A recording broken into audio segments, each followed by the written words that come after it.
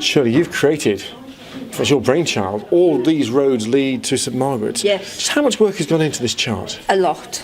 Because it actually started off as just 2 sheets of A4 from Betty Middleton. It was her idea. She was just going to do it with the street names and not a lot more, but I thought it would be really good to develop it. And this is what happened, this enormous picture.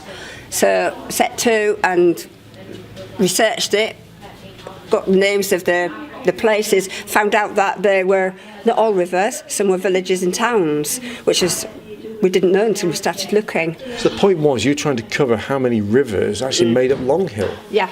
How many do? Rivers as such, to be fair, I don't know, you've caught me out on that one. I don't even have to count. I don't know. Well, quite a number by this chart. A lot. The majority, I think there are 42 roads, and the majority, I think there's probably about 10 that maybe aren't rivers.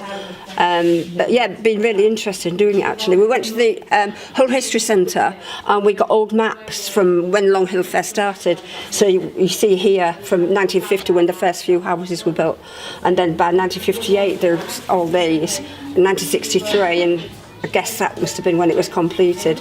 It's you know, a lot of streets there. There's been a big job of work there. You've got the history attached to them as well. And yeah, there's quite a bit of history. It really is interesting actually, because some of the names developed from another name as well, which, like say this one here, Foynes, Fane, I don't know how you say that, but and Dumfries here, quite a few, you know. What's been the fascination for you doing this? What's been the fascination? Well, I'm not a Longhill person, but I know the names of the streets. I worked on Longhill for a long time. I've been involved with St Margaret's for a long time, and just really finding out a little bit more about it, a lot more about it, actually. You know, it really has, and the historical side of it. It's been, because I love history. I like local history, so this has been really good. It's been quite stressful, I'm being honest with you. It has been stressful. Why is that? Why?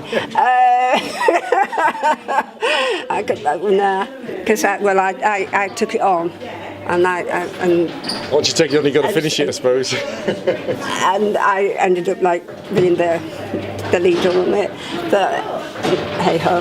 You've done it now, though. And I'm really pleased with it. You know, the mounting of it as well, because I wanted to look colourful, want people to look at it and think, oh yeah, you know, and see where their street is. It's just, yeah, I love it. And people have been so good commenting on it. It's been lovely. And I think, well, yeah.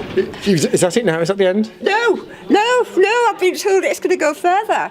Karen Okra said that she's going to try and get it into the Hull History Centre. I'm told also that it's going to be put onto vinyl, so this is a permanent display, and it will travel around. Trisha Wick's going to take it round to churches. This is what I'm told, anyway.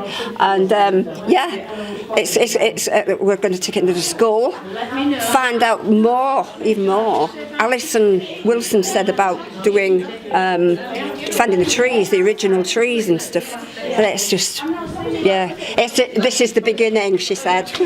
That's the trouble with history, isn't it? It never ends. No, it never ends. But yeah, it has been wonderful to do. Did you find the answer to the most obvious question? Why rivers in Longhill? No, forgot about that bit. No, it's like where I live. I live off Ark Royal, and all the ship names or places, you know. So, but I don't know why. In the beginning, there was an idea. So this must be, I don't know. I'll check that out. Well, perhaps you will check that out. Yes. Find out. But yeah, it's been good. Enjoyed doing it. Yeah.